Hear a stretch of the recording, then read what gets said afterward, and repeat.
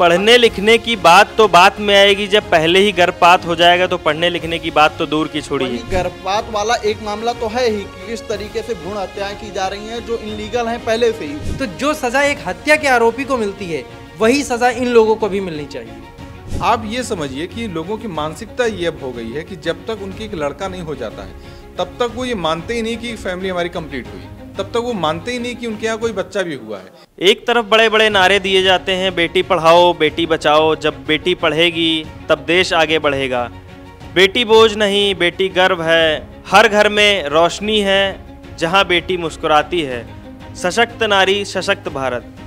ऐसे नारों से हमारा देश गूंजता है जब बेटियों की बात आती है, और इन्हीं नारों को आज मिट्टी में मिला दिया गया है।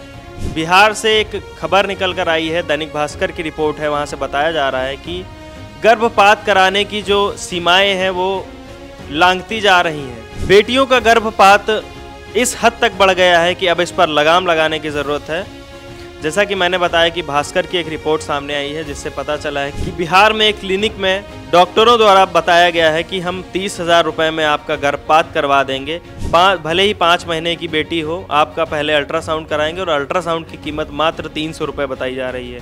अब आप ही सोचिए कि 300 रुपये में एक बेटी की जान को खरीदा जा रहा है, एक बेटी की जान को गंवाया जा रहा है, और यहाँ बड़े बड़े नारे गूंजते हैं कि बेटी पढ़ाओ और बेटी बचाओ। तो इन्हीं सब मुद्दों पे हम अपने न्यूज़ रूम में साथियों से बात करेंगे और जानेंगे कि उनकी क्या राय है, और ये जो गर्भपात के मामले बढ़कर सामने आ रहे हैं, और आए दिन ऐसे किस्से निकल कर सामने आते हैं जिससे हमारा सिर शर्मिंदगी से झुक जाता है। हम अपने न्यूज़ रूम में मौजूद साथियों से जानेंगे कि उनकी क्या राय है। हमारे साथ न्यूज़ रूम में हमारे साथी मौजूद हैं, हम इनसे जानेंगे कि इनकी क्या राय है। अमन जी, आपको क्या लगता है कि जिस तरीके से गर्भपात के किस्से सामने आते हैं, अभी हाल ही में बिहार से एक दैनिक भास्कर की रिपोर्ट निकल कर सामने आई है कि मात्र 30,000 रुपये में 5 महीने की गर्भवती महिला को अगर बेटी है तो उसको गर्भपात करवा दे रहे हैं। डॉक्टर बोल रहे हैं कि हम ऑनलाइन वीडियो कॉन्फ्रेंसिंग के द्वारा जो है चीज़ें करवा देंगे, और मात्र 300 रुपये में अल्ट्रासाउंड करवा के सारी चीज़ों का जांच करवाने के बाद हम गर्भपात करवाएंगे। तो आपको क्या लगता है कि हमारी सरकार जो बड़े बड़े नारे लगाती है, बेटी पढ़ाओ बेटी बचाओ, बेटी आगे बढ़ेगी तो देश आगे बढ़ेगा, तो ये सारे नारे कहाँ तक सही हैं, और ये जो बड़े बड़े मुद्दे उठकर सामने आते हैं गर्भपात के, ये कहाँ तक सही हैं? देखिए, जिस तरीके से मामला आया है तो इस मामले से लोगों को सबक लेने की ज़रूरत है और सरकार को भी। और ख़ास बात यह है कि ये मामला उन दिनों में निकल के सामने आया है जब बिहार में इलेक्शन हो रहे हैं। लोगों को चुनना है अपना सरकार कि कौन उनके लिए बेहतर होगा। ऐसे में अगर वो इन्हीं सब मुद्दों को देखते हुए अपना चुनाव करेंगे, अपने भविष्य का मतलब ये तय करेंगे कि हमारे भविष्य को आगे कौन चलाएगा, तो उनको उस तरीके से अपने सरकार को चुनना होगा। बेटी बचाओ बेटी पढ़ाओ का एक ही नारा नहीं है जो फ्लॉप हो रहा है भारतीय जनता पार्टी का। यूँ कहें कि एनडीए के सरकार का जो मौजूदा समय में बिहार में है, ऐसे तमाम मामले वहाँ पर हैं, ऐसे तमाम उदाहरण हैं। वहाँ पर तो अभी भी बाल विवाह, छोटी छोटी बच्चियों का विवाह करा दिया जाता है, और भी तमाम चीज़ें हैं। बेटियों को पढ़ने लिखने का ज़्यादा वहाँ पर अधिकार नहीं है कि जैसे हमारे यहाँ उत्तर प्रदेश में देखेंगे कि ग्रेजुएशन करती हैं लड़कियाँ, BA करती हैं, उसके बाद तैयारी करती हैं।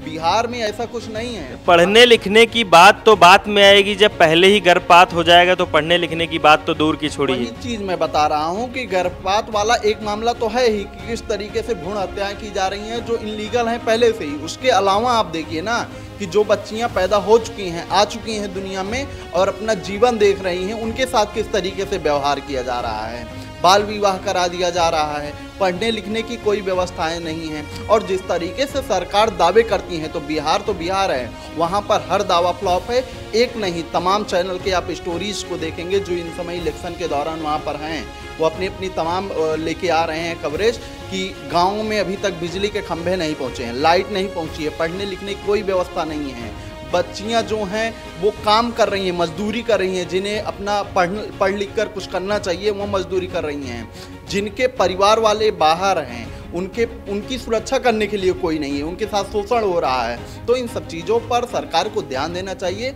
और हवाई नारे कुछ प्रदेश के लिए, कुछ राजधानियों के लिए ही न सीमित रहे हैं। ये ज़मीनी स्तर पर अगर उसके लिए लागू किए जा रहे हैं तो ज़मीनी स्तर पर दिखें भी। जी बिल्कुल सही कहा।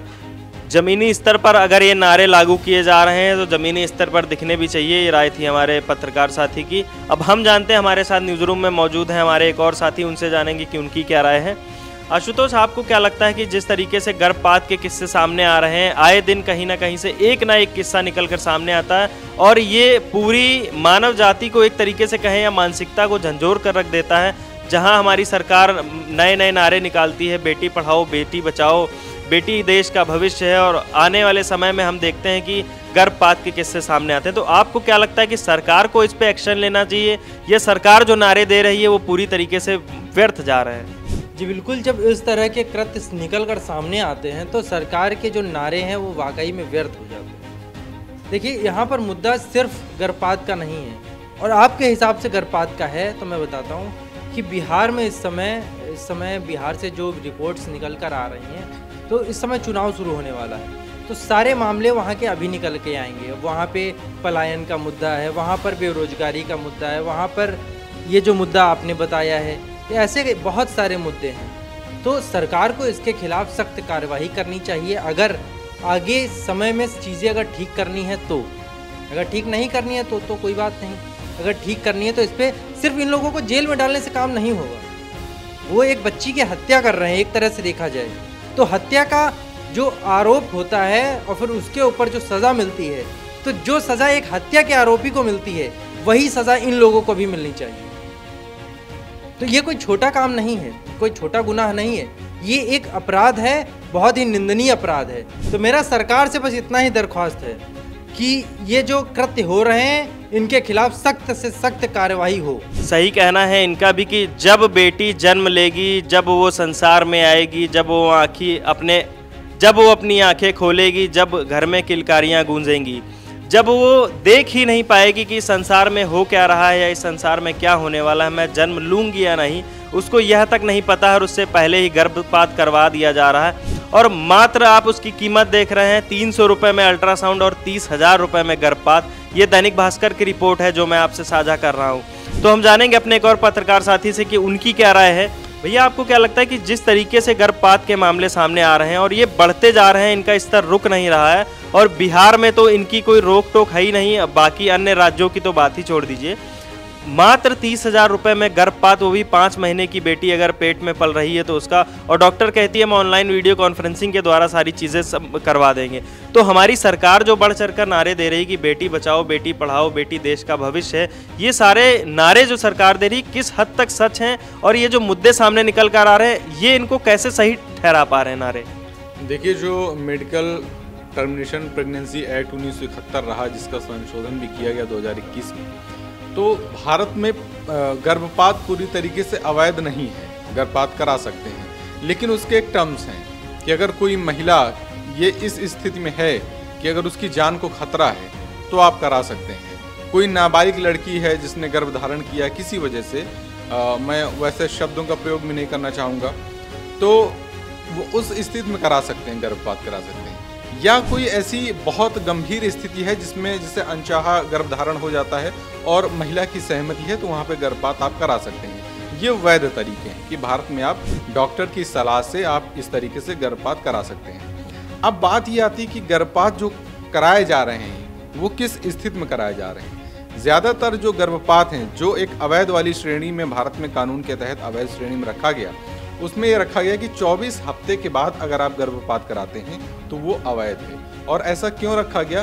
क्योंकि तब लिंग पूरी तरीके से, जो भ्रूण होता है वो पूरी तरीके से डेवलप हो चुका होता है। यानी कि जब आप लिंग जांच करवाते हैं और जब ये पाते हैं कि गर्भ में पल रहा बच्चा लड़की है, लड़का नहीं है, और तब आप गर्भपात कराते हैं, तो ये गैर कानूनी दायरे में आ जाता है। तो आप देखेंगे कि ज़्यादातर जो मामले हैं गर्भपात के वो इसी श्रेणी में आ रहे हैं कि लोग चोरी छुपके पहले लिंग जांच करवाते हैं, उसमें पाते हैं कि लड़की है और फिर उसके बाद वो गर्भपात करवाते हैं।